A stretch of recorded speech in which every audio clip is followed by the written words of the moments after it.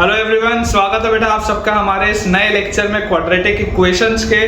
और बेटा last lecture तो आपको याद होगा ही, जिसमें हमने एक बहुत ही शानदार सवाल बनाया था और बहुत ही बढ़िया बेटा वो क्वेश्चन था, जिससे कि काफ़ी सारे हमारे कंसेप्ट्स क्लियर होते हैं। तो अब बेटा हम ऑलमोस्ट उस पॉइंट पे हैं कि अब हमें थोड़े रेंज के सवाल बनाने हैं। क्वाड्रेटिक इक्वेशन में रेंज क्या होता है, लेकिन आज का लेक्चर मैं सोच रहा था कि यार कुछ 5-6 ऐसे क्वेश्चन है बेटा जो मुझे लगता है कि आपको और मुझे कराने चाहिए।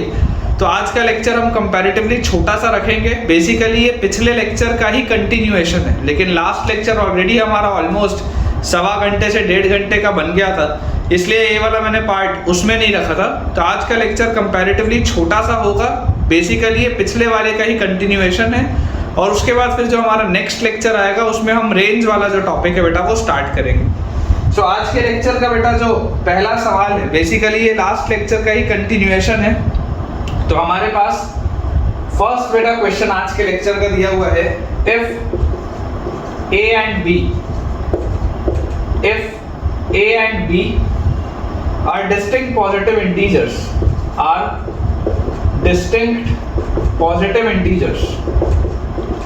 if a and b are distinct positive integers and a minus 1 x square minus a square plus 2 x plus a square plus 2a is equal to 0। और उसके साथ बेटा हमको दिया हुआ है b minus 1 x square minus b square plus 2 x plus b square plus 2b equal to 0। ठीक है, ये बेटा आप देखिए एकदम सिमेट्रिक इक्वेशंस लिखे हुए हैं हमारे पास। हमें बोला जा रहा है have a common root. If they have a common root तो फाइंड ए एंड बी। सवाल है फाइंड ए एंड बी। आपको बेटा ए और बी का वैल्यू बताना, ठीक है, आपको ए और बी का बेटा वैल्यू बताना है। अब देखिए समझने की बेटा कोशिश करिएगा कि अगर मैं पहले वाले इक्वेशन को थोड़ा सा सिंपलीफाई करने की कोशिश करूं, तो पहले वाले इक्वेशन से बेटा देखिए मुझे क्या चीज समझ में आती है कि यार अगर ये मैं देखूं एक्स स्क्वायर के लिए लिखा हुआ है, इसको ऐसे लिख लेते, देखो a x square minus x square minus a square x minus 2x plus a square plus 2a equal to 0। ये मेरे पास लिखा हुआ है। अच्छा, अब इसमें अगर मैं आपको ऐसा बोलूं कि यार हम क्लबिंग करना चालू करते हैं, अगर मैं ध्यान से ऑब्जर्व करूं तो मुझे बेटा दिखाई दे रहा है कि इन दोनों को एक साथ अगर क्लब कर लिया जाए, और इन दोनों को बेटा एक साथ अगर क्लब कर लिया जाए, तो मुझे लगता है कि अपने को कुछ फायदा होगा। ऐसा देख के मुझे लगता है। देखो ये दोनों बेटा पहले वाले, ये फर्स्ट और थर्ड वाले में से अगर आप ax बाहर निकालोगे तो आपके पास अंदर आएगा x माइनस a। उसके बाद ये माइनस एक्स स्क्वायर है और प्लस ए स्क्वायर है, तो इसको आप लिख सकते हैं minus times of x square minus a square, है ना। माइनस अगर दोनों में से कॉमन निकाल लें, और ये जो लास्ट वाला बेटा पेयर मैंने आपके लिए बनाया है, इसमें से अगर आप -2 कॉमन निकालेंगे तो ये भी आएगा x माइनस है, this will be equal to 0। तो हमारे पास बच्चों यहाँ से देखिए आपको क्या मिल रहा है, x माइनस ए सब में से बाहर निकलता हुआ दिख रहा है। x माइनस ए अगर हम सब में से बाहर निकाल लें तो हमारे पास अंदर बचेगा ax माइनस, यहाँ से आपके पास बेटा बचेगा x प्लस a, और यहाँ से आपके पास बेटा बचेगा -2, दिस इज इक्वल टू 0। तो यहाँ से आ गया x minus a multiplied by ax minus x minus a minus 2 equal to 0। तो x की वैल्यू या तो हमारे पास a आएगी, या अगर हम बेटा ध्यान से देखेंगे तो x की वैल्यू आएगी a plus 2 upon a minus 1। ध्यान से देखिए आपके पास x की वैल्यू या तो a आएगी, या तो बेटा आपके पास x की वैल्यू आएगी a plus 2 upon a minus 1। ठीक है, ये हमने बेटा जो किया है, ये पहले वाले इक्वेशन को थोड़ा सा हमने ओपन अप किया और रीअरेंज करके हमने 2 रूट्स निकाल लिए। क्वाड्रेटिक थी, हमने 2 रूट्स निकाल लिए। और मैं सेम लॉजिक से बेटा बोल सकता हूँ कि दूसरे वाले के भी, क्योंकि इक्वेशन बिल्कुल वैसा ही है, दूसरे वाले के भी जो रूट्स होंगे वो क्या होंगे, b और b+2 बाय b-1, सेम तरीके के रूट्स। बोला जा रहा है कि a और b तो अलग अलग है, साफ शब्दों में बोल दिया गया है कि a और b अलग अलग है, लेकिन फिर भी इनमें कॉमन रूट है, फिर भी इनमें कॉमन रूट है। देखो पहले वाले के रूट्स हैं a और a+2 अपॉन a-1 है ना, और दूसरे वाले रूट्स के b और b+2 अपॉन b-1। अब देखो ये a जो है वो b के बराबर तो हो नहीं सकता, क्योंकि आपको डिस्टिंक्ट बोला जा रहा है और फिर भी बोल रहा है कॉमन रूट्स है, तो a और b तो बराबर हो नहीं सकते। उसी लॉजिक से बेटा ये a+2 बाय a-1 इस b+2 बाय b-1 के बराबर नहीं हो सकता, क्योंकि इनको भी आप जब सॉल्व करोगे, आप देख लो बिल्कुल सिमेट्रिक है ना, आप इन दोनों को जब सॉल्व करोगे तो फाइनली क्लियरली आपको दिख रहा है सॉल्व होके a = b आ जाएगा, क्योंकि सेम ही तो इक्वेशन लिखा हुआ है, ये a में लिखा है, ये b में लिखा है, तो अगर आप इन दोनों को भी इक्वेट करोगे तब भी a = b आ जाएगा। इसका मतलब कि जरूर a का वैल्यू बेटा, a का वैल्यू इसके बराबर होना चाहिए b+2 बाय b-1 के, या मैं बोल सकता हूं कि b का वैल्यू इसके बराबर होना चाहिए a+2 बाय a-1, ऐसा ही कुछ होना चाहिए, क्योंकि a और b आपस में इक्वल नहीं हो सकते। इसको इससे इक्वल करूंगा तो फिर सॉल्व होके a = b आ जाएगा, क्योंकि सेम तरीके का इक्वेशन लिखा है। तो अगर मान लो मैं a को इससे इक्वेट करूं, क्योंकि मुझे बोला तो जा रहा है कि कॉमन रूट तो है, तो अगर बेटा मैं a को इससे इक्वेट करूंगा तो मेरे पास देखिए क्या आ जाएगा, सॉल्व करके ab minus a is equal to b+2 आएगा, ab minus a is equal to बेटा b+2 आएगा।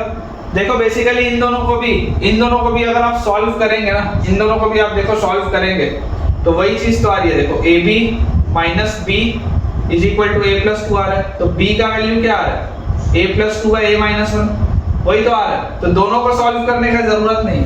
आप एक सिंपल सी देखो बस बेटा ये चीज करो कि आप देख सकते हैं कि इस इक्वेशन से इस इक्वेशन को बनाया जा सकता है, तो आप तो सिर्फ ये लिख के चलो कि a का वैल्यू क्या है, a का वैल्यू है b+2 बाय b-, ठीक है। आप इसको देखेंगे, आपको बोला जा रहा है a और b दोनों पॉजिटिव इंटीजर्स हैं, और पॉजिटिव इंटीजर्स के बाद आपने सॉल्व किया तो आपके पास आ गया a = b+2 बाय b-। थोड़ा सा बेटा इसमें अपने को दिमाग लगाना पड़ेगा। देखो आप इसको बेटा ऐसे लिखो, a = b-1 upon b-1 plus 3 bye b-1, ऐसा लिख सकता हूँ। बात तो वही है, देखो b-1 और 3 b+2 बाय b-1 वही लिखा हुआ, और यहाँ से आप इसको क्या बोल सकते हो, a = 1 प्लस 3 बाय b-, ऐसा आप बोल सकते हो। अब बेटा आपको ये देखो, आपको क्या बोला जा रहा है कि a और b दोनों के दोनों पॉजिटिव इंटीजर्स हैं, a और b दोनों के दोनों क्या हैं, दे आर पॉजिटिव इंटीजर्स। बहुत इंपॉर्टेंट पॉइंट है बेटा, क्योंकि अलग से आप सॉल्व करके तो निकाल नहीं सकते।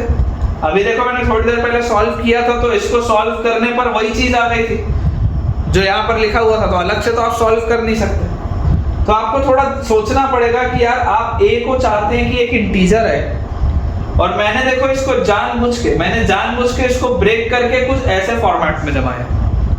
इसे मैंने जानबूझ के ऐसे फॉर्मेट में जमाया है ताकि यहां से मैं ये बोल पाऊं कि यार ये जो b-1 है ये या तो 1 होगा, या तो 3 होगा, या तो -1 होगा, या तो -3 होगा, अदरवाइज a इंटीजर नहीं आएगा।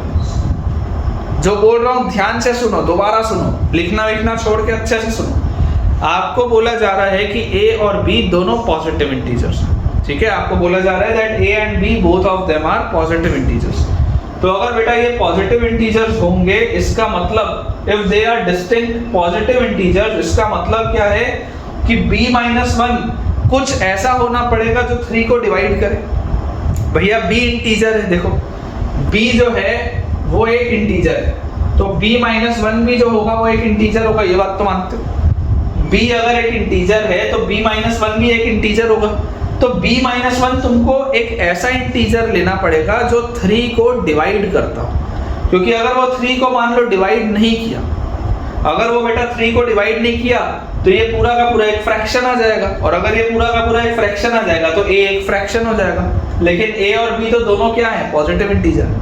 इसलिए मैंने b-1 की पॉसिबल वैल्यूज क्या बोली है, या तो 1 या तो 3 या तो -1 या तो -3, क्योंकि यही वो 4 इंटीजर्स हैं जो 3 को डिवाइड करते हैं, उसके अलावा कुछ भी डिवाइड नहीं करता। तो यहाँ से बेटा देखो b की वैल्यू क्या होगी, यहाँ से b की वैल्यू आएगी, इसमें आप -1 ऐड करेंगे तो 2 या 4 या 0 या -2। तो आप क्लियरली बेटा ये 0 और -2 को तो हटा सकते हैं अपने पास से, क्यों, क्योंकि आपको पॉजिटिव इंटीजर बोल रहे हैं, पॉजिटिव इंटीजर बोल रहे हैं तो 0 तो पॉजिटिव नहीं होता, -2 भी पॉजिटिव नहीं होता, मतलब कि b-1 की बेटा जो पॉसिबल वैल्यूज हैं या तो वो 1 होगा या तो वो 3 होगा। b-1 जो है या तो 1 होगा या तो 3 होगा। अब देखो व्हेन b-1, अगर b-1 का बेटा वैल्यू 1 होगा तो a का वैल्यू बोलो क्या आएगा, 1 प्लस 3 बाय b-1 का वैल्यू क्या है 1, तो a का वैल्यू आएगा 4। और अगर b-1 का बच्चों वैल्यू हमारे पास 3 होगा तो a का वैल्यू बोलो कितना आ जाएगा, 1 प्लस 3 बाय b-1 का वैल्यू क्या है 3 है, तो a का वैल्यू आ जाएगा 2। तो देखो जब b का वैल्यू 2 है, जब b का वैल्यू 2 है तब a का वैल्यू 4 आया, और जब b का वैल्यू 4 है तब a का वैल्यू 2 आया। तो अगर आपको बोला जा रहा है फाइंड a एंड b, तो a और b का बेटा 2 सेट पॉसिबल है, अगर a 2 होगा तो b 4 होगा, और अगर a 4 होगा तो b 2 होगा, ठीक है ना। ये 2 सेट ऑफ आंसर्स हमारे पास पॉसिबल है। अपन एक बार अपना आंसर बेटा टैली भी कर लेते हैं। आपको एक बात देखो जो समझ के रखनी बेटा जरूरी है ना, जो समझना आपके लिए बेटा इंपॉर्टेंट है वो क्या है, इंपॉर्टेंट बेटा हमारे लिए बात ये है कि हमें इस पॉइंट के बाद इस पूरी चीज को सिंप्लीफाई करके एक ऐसे पॉइंट पे लेके आना पड़ेगा जहां से हम कुछ कंक्लूड कर पाए। हमें अगर बोला जा रहा है कि पॉजिटिव इंटीजर है तो वो फालतू में नहीं बोला जा रहा, उसका कुछ इस्तेमाल होगा, है ना, उसका कुछ इस्तेमाल होगा। तो हमने उसका इस्तेमाल किया कि मैंने इसको ब्रेक करके कुछ ऐसे फॉर्मेट में जमाया जहां से मैं क्लियरली बोल पाऊं कि b-1 इन्हीं में से कुछ ना कुछ होगा। तो वहां से मेरे पास b भी निकल आया और a भी निकल आया, ठीक है। अगर a 4 होगा तो b 2 होगा, और अगर b 4 होगा तो a 2 होगा, ठीक है ना। यही बेटा अपने पास 2 सेट ऑफ पॉसिबल आंसर्स। तो अपना बेटा बोर्ड अपन क्लियर कर लेते हैं। हमारा जो नेक्स्ट क्वेश्चन है आज का उसे बनाते हैं। आज का लेक्चर बहुत अपन बेटा लेंथी नहीं रखेंगे, छोटा सा लेक्चर रहेगा आज का, ताकि उसके बाद अपना जो मेन टॉपिक है वो नेक्स्ट लेक्चर से स्टार्ट हो पाए, ठीक है ना। रेंज के सवाल आपको बेटा बहुत काम आएंगे, जो हम रेंज के सवाल पढ़ेंगे वो बहुत इंपॉर्टेंट रहेगा और आपके लिए बहुत यूजफुल भी रहेगा बेटा, आगे भी आपको यूज आएगा। जैसे ट्रिग्नोमेट्री में भी हमने कुछ रेंज के सवाल किए, वैसे ही फंक्शंस वाला जो आप चैप्टर पढ़ेंगे और बाकी भी जो चैप्टर्स आएंगे 11th में भी और 12th में भी, उनमें उसका बेटा अच्छा खासा यूज होता है। तो देखिए हमारे पास नेक्स्ट बेटा हमारा क्वेश्चन दिया गया है। अगला सवाल हमको बेटा मैं नोट कर देता हूं।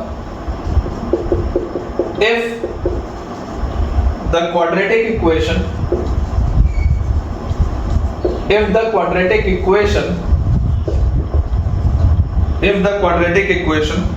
x square plus bx plus c equal to 0 and bx square plus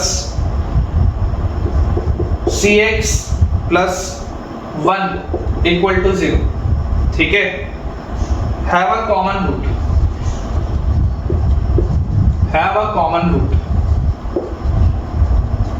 if they have a common root then prove that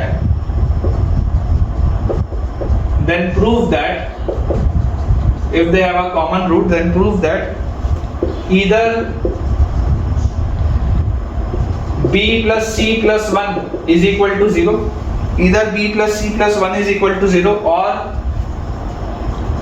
b square plus c square plus 1 is equal to bc plus b plus c। ये बेटा हमारे पास सवाल है, ठीक है ना, ये बेटा हमारे पास सवाल दिया हुआ है और इसे हमें सॉल्व करना है, ठीक है।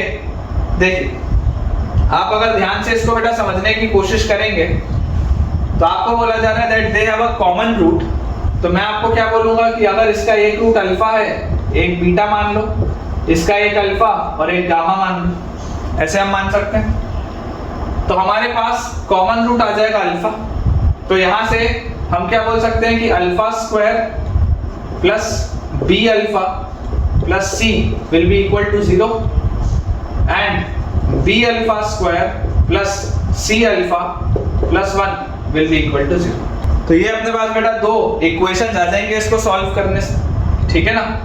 अब ये बेटा जो दो इक्वेशंस हमारे पास आए हैं, ये बेटा जो दो इक्वेशंस हमारे पास आए हैं, इसको थोड़ा सा अपन ऑब्जर्व करते हैं कि अगर हमें इसे सॉल्व करना है तो हम क्रेमर्स रूल पढ़ें। क्रेमर्स रूल का भी कभी-कभी इस्तेमाल करना चाहिए, हर बार सब्स्टिट्यूशन या एलिमिनेशन नहीं करना चाहिए।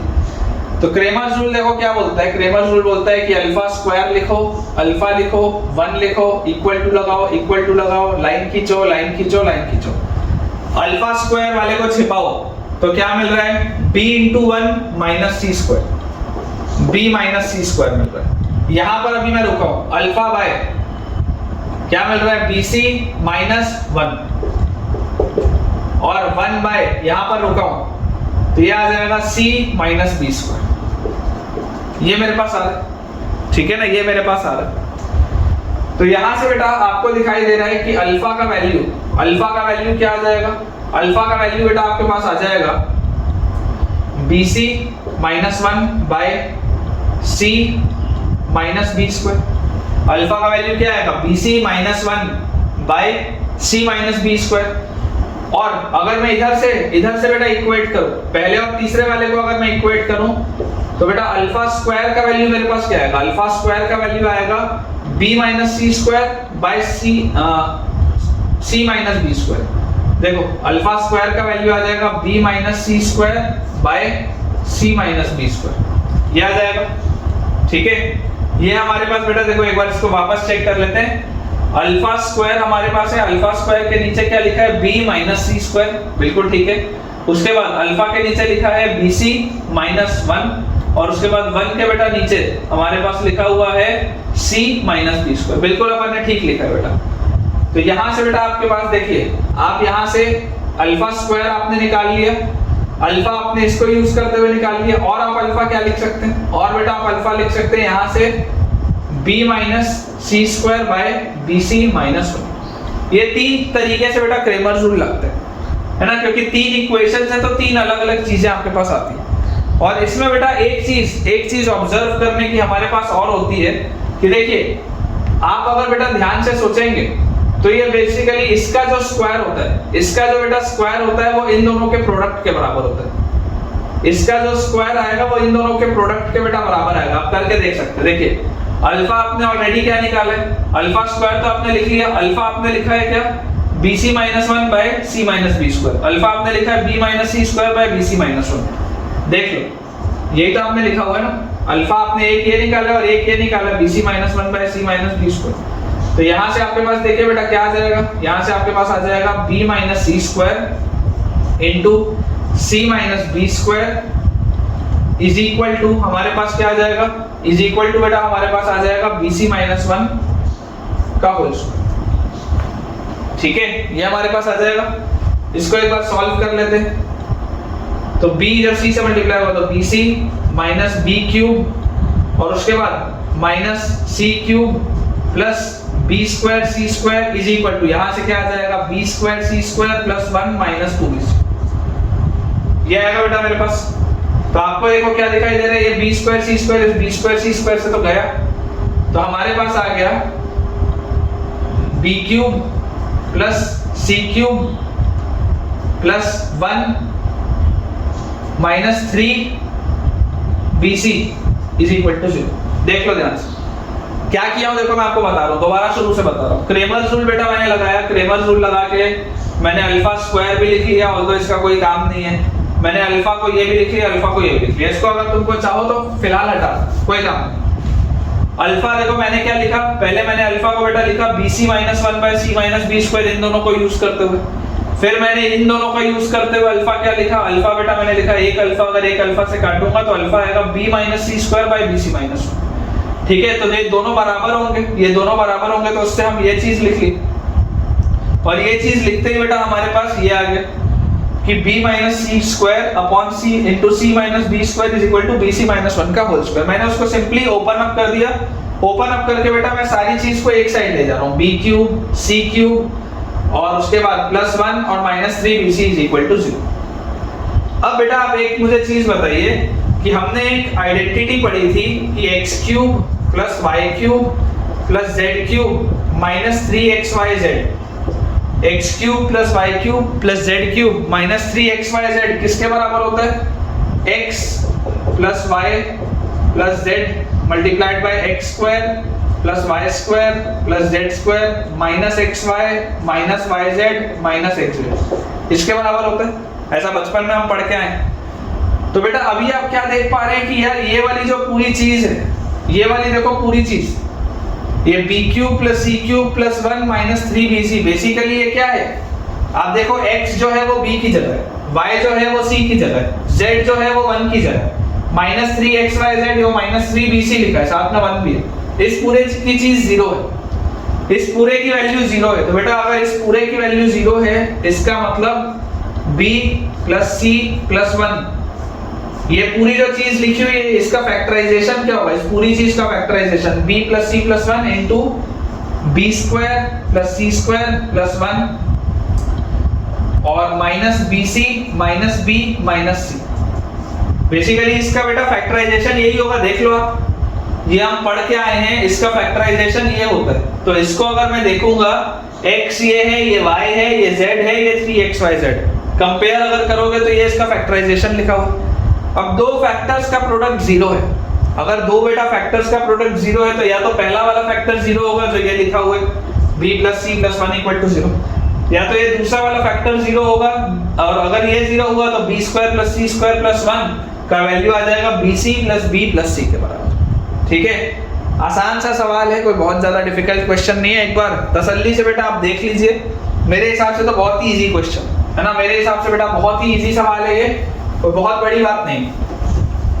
थोड़ा भी बेटा अगर आपको डाउट आ रहा होगा तो आप पूछ सकते हैं, है ना। हमने अब बहुत सारे सवाल बना लिए और मुझे जो लगता है कि थोड़ा आसान है उसको, इसलिए मैं थोड़ा सा फास्ट में निकल जाता हूँ। लेकिन अगर आपको डाउट आएगा तो मैं आपको बेटा डाउट बताने में कोई दिक्कत नहीं है, आप कमेंट कर सकते हैं, जो भी आपको बेटा चीज पूछनी हो आप पूछ के बेटा बता भी सकते हैं मुझे। अगर फास्ट लग रहा हो तो आप वो भी बता सकते हैं कि सर हमें फास्ट लग रहा है, थोड़ा सा स्लो कराइए। और अगर कोई डाउट आता है तो आप ऑफ कोर्स पूछ तो कर सकते ही, ठीक है। तो इसके बाद बेटा जो नेक्स्ट हमारे पास क्वेश्चन दिया हुआ है, 1-2 सवाल ही हैं, उससे ज्यादा नहीं है, ठीक है। अगला बेटा हमारे पास जो सवाल लिखा है उसमें बेटा लिखा हुआ है कि आपको बोला जा रहा है, देखिए एक मैं आपको टेक्निक सिखा रहा हूँ, एक टेक्निक आपको बेटा मैं सिखा रहा हूँ कि जैसे मान लीजिए हमारे पास बोला जाए कि यार x² - 8x + 15, x² - 8x + 15 = 0, ठीक है। इसके लेटेस्ट से 2 रूट्स मुझे दिए हुए हैं अल्फा और बीटा। अब ऑल्दो तुम इसको सॉल्व करोगे तो तुम्हारे पास आ जाएगा कि इसके 2 रूट्स 3 और 5 आएंगे, है ना। आप सॉल्व करोगे तो आ जाएगा आपके पास कि इसके बेटा 2 रूट्स आएंगे 3 और 5। लेकिन मान लो थोड़ा सा कॉम्प्लिकेटेड होता, मान लो थोड़ा सा बेटा कॉम्प्लिकेटेड होता और मुझे रूट्स नहीं पता होते, मान लो थोड़ा सा कॉम्प्लिकेटेड होता और मुझे रूट्स नहीं पता होता। तो फिलहाल अगर मैं बोल रहा हूँ कि अब मेरे पास 2 रूट्स हैं अल्फा और बीटा, आपको मैं बोल रहा हूँ find the quadratic whose roots find a quadratic whose roots are double, find a quadratic whose roots are double the roots of given equation। आपको एक ऐसा क्वाड्रेटिक बताना है जिसके रूट्स इसके डबल हो, ठीक है। तो जो तरीका होता है, तरीका क्या होता है मैं आपको बता रहा हूँ, बिना रूट्स निकाले कैसे सॉल्व करते हैं, ठीक है ना। ये पर्टिकुलर टाइप ऑफ क्वेश्चन होता है, ये थ्योरी ऑफ इक्वेशन जब हम पढ़ेंगे उसमें भी आएगा, लेकिन ये एक पर्टिकुलर टाइप का सवाल होता है, कैसे करते हैं मैं आपको बताता हूँ। देखिए आपको बोला जा रहा है कि इसके रूट्स अल्फा और बीटा है, तो इसका तरीका है कि make the new equation in y। जैसे ये x में बना हुआ है ना, आप नया इक्वेशन y में बनाइए। जैसे ये x में बना हुआ है, आप नया इक्वेशन बेटा y में बनाइए ताकि आपको कंफ्यूजन ना हो। तो अगर मैं आपको बोल रहा हूँ make the new equation in y, तो आपको इसमें क्या बोला जाएगा कि यार अगर x की वैल्यू अल्फा है, एक रूट है ना, एक रूट है, x की वैल्यू अल्फा है, x की वैल्यू बीटा है, रूट है राइट। तो उसके हिसाब से बेटा अगर आप नया इक्वेशन y में बनाते हैं, अगर आप नया इक्वेशन y में बनाते हैं तो उसके जो दो रूट्स होंगे क्या है, उस roots are double the roots of the given equation. तो उसके दो रूट्स 2 अल्फा और 2 बीटा होंगे। सोच के देखो, अगर इसके रूट्स अल्फा और बीटा थे तो नए वाले इक्वेशन के दो रूट्स 2 अल्फा और 2 बीटा होंगे। मतलब कि y का वैल्यू 2 अल्फा के बराबर होगा, y का वैल्यू 2 बीटा के बराबर होगा। हम ऐसा बोल सकते हैं, या मैं ऐसा बोल सकता हूं कि यार अल्फा तो x के बराबर था तो y का वैल्यू 2x के बराबर होगा। यहां से भी वही आएगा, y का वैल्यू 2x के बराबर होगा। इसका मतलब x का वैल्यू y/2 के बराबर होना चाहिए। ये इंपॉर्टेंट है, ध्यान से देखना, ये जुगाड़ होता है, बहुत बढ़िया जुगाड़ होता है बेटा। ये देखो शुरू से बता रहा हूं, आपके पास इमेजिन करिए कुछ इस तरीके का सवाल आया कि आपके पास एक क्वाड्रेटिक इक्वेशन लिखी है कॉम्प्लेक्स सी, या एक ऐसी क्वाड्रेटिक इक्वेशन जिसका आप रूट नहीं निकाल सकते या जिसका आपको रूट नहीं पता। आपको सिर्फ ये बोला जा रहा है कि इस क्वाड्रेटिक इक्वेशन के दो रूट्स हैं अल्फा और बीटा।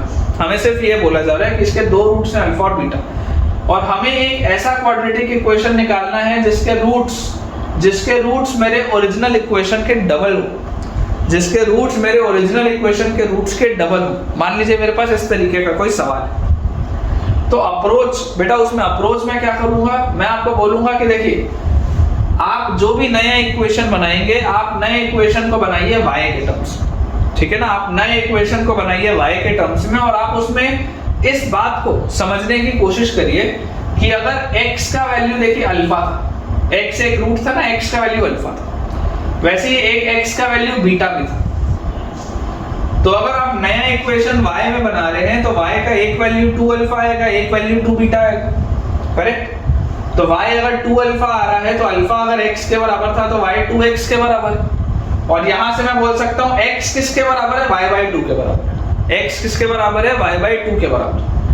तो बिना बेटा रूट्स निकाले इक्वेशन डायरेक्टली कैसा लिखा जाता है कि आप x को रिप्लेस कर दो y/2 से। बिना रूट्स निकाले इक्वेशन कैसे लिखा जाता है कि आप x को रिप्लेस कर दो y/2 से।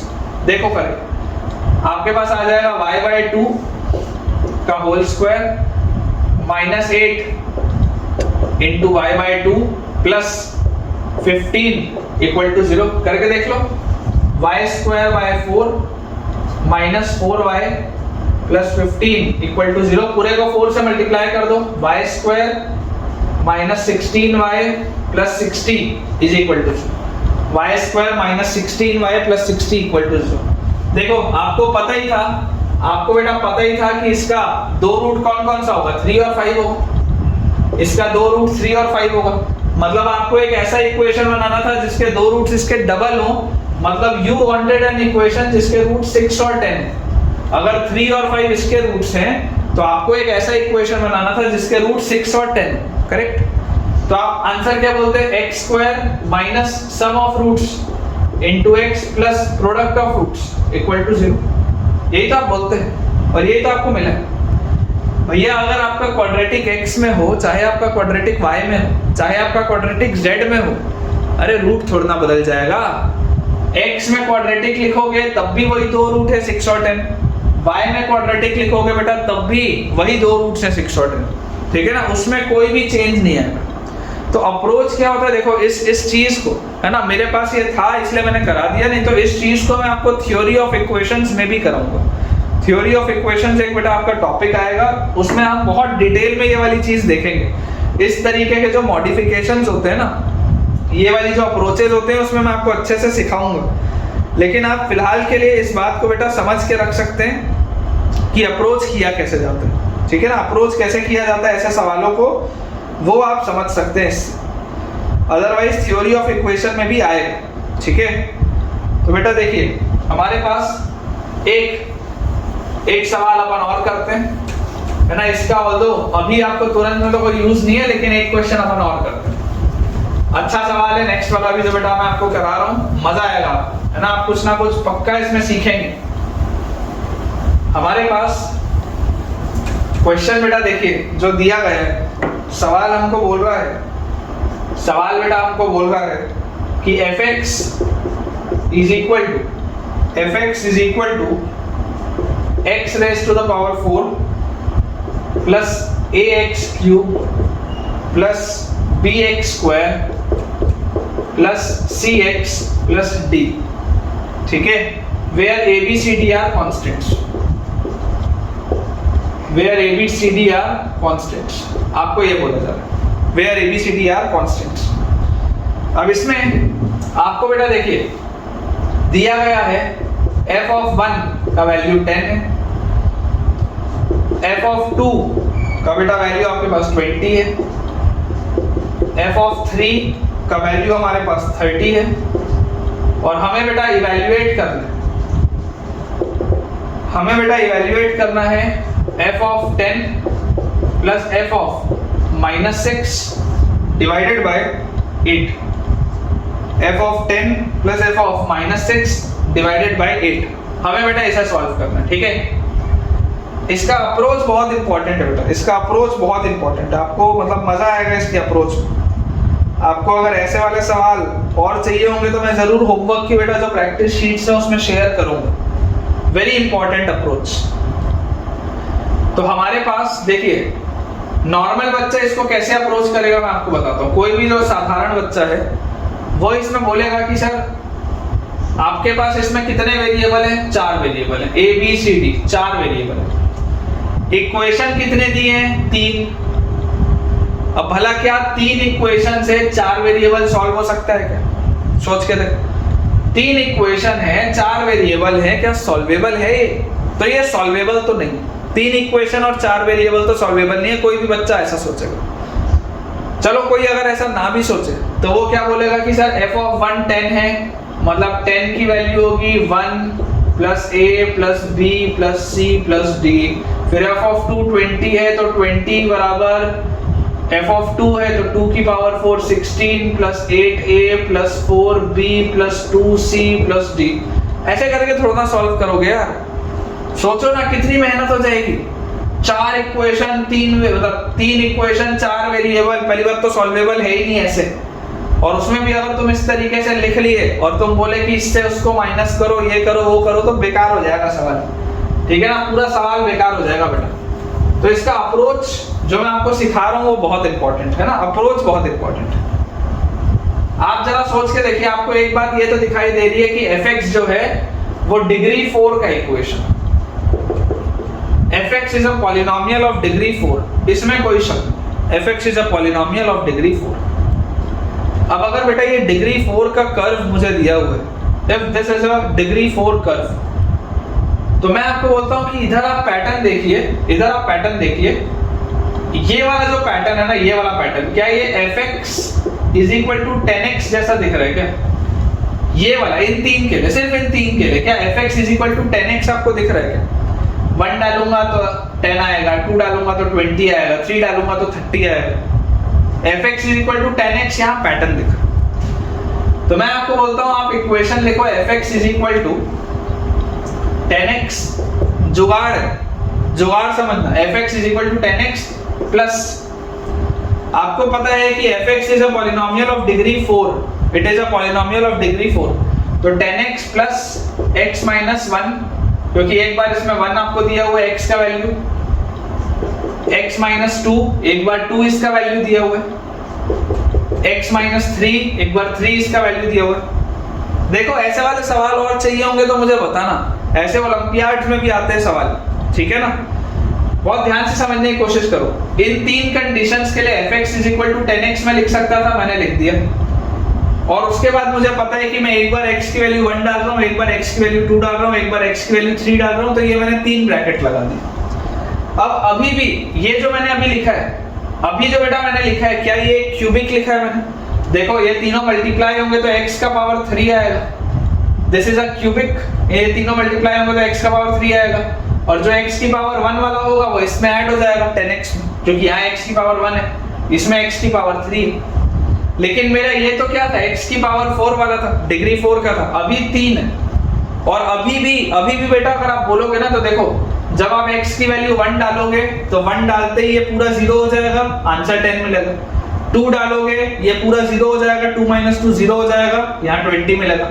3 डालोगे 30 मिलेगा, ये पूरा 0 हो जाएगा। लेकिन मुझे पता है कि this is a degree 4 curve, मुझे पता है कि इस पॉलिनोमियल का बेटा डिग्री 4 है। इसका मतलब क्या है, ऐसा बोल सकता हूँ कि यार यहाँ पर ना x माइनस डेल्टा नाम की भी एक चीज लगा लो। डेल्टा क्या है मेरे को नहीं पता, I don't know what is delta, मुझे डेल्टा का वैल्यू नहीं पता, लेकिन मुझे सिर्फ ये पता था कि ये डिग्री 4 कर्व है। तो मुझे यहाँ पर x के 4 फैक्टर चाहिए होंगे, तभी तो डिग्री 4 बनेगा ना, देखो तभी तो डिग्री 4 बनेगा। अगर डिग्री 5 कर्व होता तो मैं यहाँ पर x के साथ कुछ और भी लगाता, लेकिन क्योंकि ये डिग्री 4 है बेटा, इसलिए यहाँ पर मैंने ये 4 चीजें लगाई। मैं फिर बोल रहा हूँ, डाउट आएगा पूछ लेना, डाउट आएगा कमेंट में पूछ लेना, नहीं तो ऐसे सवाल बहुत सारे हैं बेटा मेरे पास। मैं जो आपको प्रैक्टिस शीट शेयर करूंगा उसमें रहेंगे ऐसे सवाल, है ना, उसमें ऐसे सवाल रहेंगे विद सॉल्यूशन मैं कोशिश करूंगा शेयर करने का। तो ये अप्रोच से देखिए मैंने क्या किया, ये जो मैंने लिखा है, ये जो मैंने अभी बेटा इक्वेशन लिखा है, आप इसको भी ध्यान से देख सकते हैं, ये डिग्री 4 का कर्व है और ये इन तीनों कंडीशंस को सेटिस्फाई कर रहा है। 1 रखोगे ये सब 0 हो जाएगा, 10 आएगा। 2 रखोगे ये सब 0 हो जाएगा, 20 आएगा। 3 रखोगे ये सब 0 हो जाएगा, 30 आएगा। 3 इक्वेशन थे, इस तरीके का मैंने एक कर्व आपके लिए डिजाइन कर दिया, ठीक है। अब बेटा देखिए आपको बोला क्या जा रहा है, f of 10 plus f of -6 upon 8।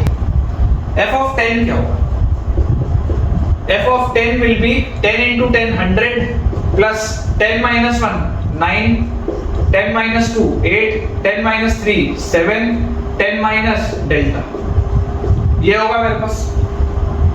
अच्छा f of -6 क्या होगा, f of -6, f of -6 will be -60 plus -6 minus 1 -7, -6 minus 2 -8, -6 minus 3 -9, -6 minus 8, यही होगा हमारे पास, ठीक है। दोनों को ऐड करो, f of 10 plus f of -6 क्या वैल्यू आएगी, 100 में से 60 गया 40 प्लस यहाँ देखो 9 8 7 7 8 9, तो ये 7 8 9 तो बाहर निकाल लो कॉमन, क्योंकि आप इन दोनों को ऐड कर रहे हो तो ये 7 8 और 9 तो सब में ही कॉमन निकाल लो। ऐड करोगे तो यहाँ पर क्या है 10 माइनस डेल्टा। अब ध्यान से देखना, ये 1 माइनस ये 1 माइनस, ये 2 माइनस तो हट गए, प्लस बना लिए। ये 1 माइनस था, इसको अंदर भेज दो, तो जैसे ही आप इस माइनस को बेटा अंदर भेजोगे तो ये दोनों प्लस हो जाएंगे, और क्योंकि मैं ऐड कर रहा हूँ तो मेरे पास आ जाएगा +6 प्लस डेल्टा।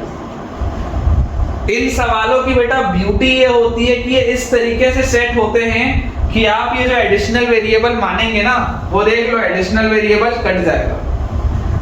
अदरवाइज अगर बेटा आप बोलोगे कि यार हमारे पास वेरिएबल 4 है, इक्वेशन 3 है, तो ऐसे तो सॉल्व हो ही नहीं सकता था ना। इन सवालों की ब्यूटी ही ये होती है कि एक वेरिएबल जो होगा वो खुद ब खुद कैंसिल आउट होगा। तो ये अप्रोच बहुत इंपॉर्टेंट था, और उसके बाद बस मैंने इन दोनों को ऐड किया। जैसे ही ऐड किया तो ये दोनों माइनस तो बैलेंस हो गए, इस माइनस को मैंने अंदर भेज दिया तो ये दोनों जो माइनस थे ये प्लस हो गए, और ऐड मैंने कर दिया। 7 8 9 इधर भी था इधर भी था, कॉमन ले लिया। और इस पूरी चीज को मुझे डिवाइड करना है 8 से, इस पूरी चीज को बेटा मुझे डिवाइड करना है 8 से। तो देखो 8 से ये 8 तो गया, 8 से डायरेक्टली ऐसे कैसे काट दिया यार मैंने, गड़बड़ हो गई ना। 8 से डायरेक्टली नहीं काट सकते, आगे 40 भी तो लगा है। तो देखो आपके पास आ गया 40 प्लस 7 8 9 और उसके बाद 10 और 6 16, ये अपॉन 8, ठीक है, ये अपॉन 8 बेटा आपको दिया हो। तो यहां से बेटा आप देखिए आपके पास क्या आ जाएगा, आप अगर काटेंगे ना तो 40 को भी आपको 8 से काटना पड़ेगा, तो यहाँ 5 आएगा और ये वाला 8 कटेगा।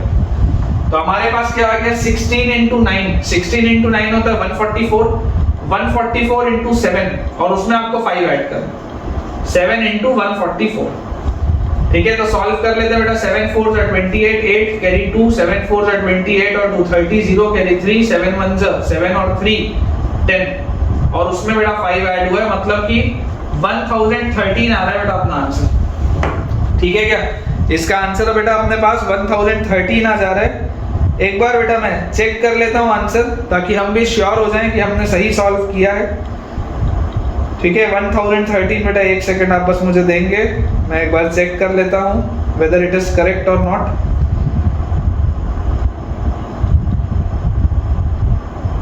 तो बिल्कुल सही है बेटा, बिल्कुल सही। अपना आंसर है 5, जो मेरे पास लिखा है that is 5 plus 7 into 9 into 16, ठीक है ना, 5 प्लस 7 इंटू 9 इंटू 16, तो यही आएगा। 7 इंटू 9 इंटू 16 करोगे तो ये 1008 आ जाएगा और उसमें 5 ऐड हो जाएगा।